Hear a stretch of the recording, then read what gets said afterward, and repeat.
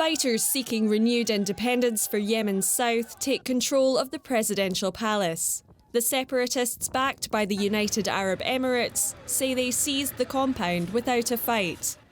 Since 2014, they have been part of the Saudi-led military coalition fighting the Houthi rebels. Now the allies appear to have turned on each other, further complicating efforts for peace.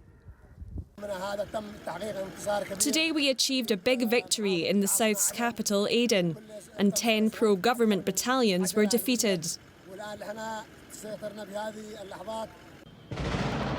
It follows several days of intense fighting in Aden, with residents often caught in the crossfire.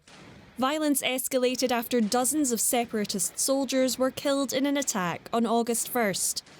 A week later, an airstrike hit a bus on a summer school trip, killing more than 50 people, including 40 children. Medics have warned that hospitals are stretched to the limit. Yemen's war began 5 years ago and escalated in 2015 when a Saudi-led military coalition intervened in support of the country's embattled government after Houthi rebels took the capital, Sana'a. Tens of thousands of people have been killed in the conflict, the vast majority of them civilians. It's brought Yemen to the brink of famine, with the UN saying it is the world's worst humanitarian crisis. WFP said it will resume food distribution following the Eid al-Adha festival for the 850,000 people in Sana'a city who have not received food rations from WFP for the last 2 months. An estimated 80% of Yemen's population requires some form of protection or humanitarian assistance, and millions of children are suffering from severe malnutrition. A cholera outbreak back in 2017 killed thousands of people. After the recent upsurge in heavy fighting in Aden, the aid agency Doctors Without Borders has described the city as a battlefield, as civilians continue to bear the brunt of this ongoing conflict. For more, I am joined now from Sana'a in Yemen by journalist Nasser Arrabyee. First of all, Nasser, thanks so much for joining us. This can be a complicated story to tell, but in a nutshell, what do the latest developments mean for the conflict? Well, in fact, it's a game changer.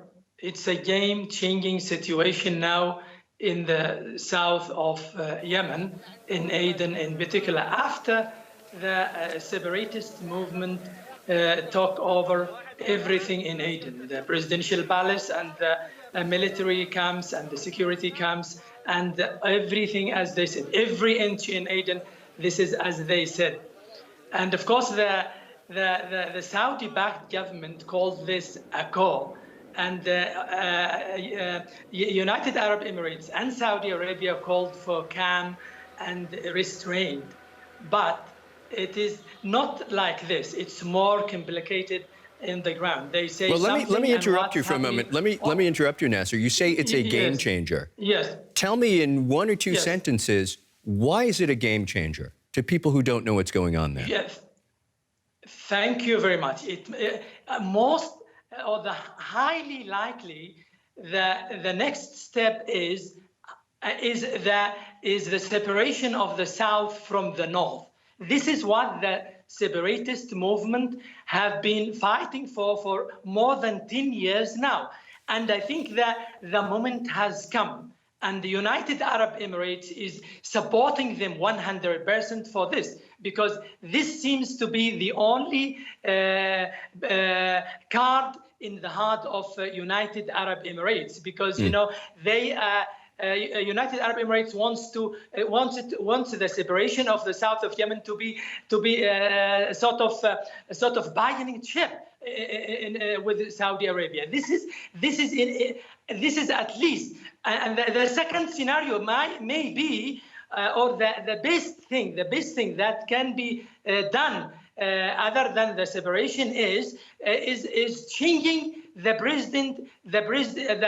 current president and the current government, because United Arab Emirates does not want this president, because he is being supported by the Brotherhood, the enemy of the United Arab Emirates. This is the clear thing. Got it. Nasser Arrabyee in Sana'a, Yemen. Thank you so much for that. Thank you.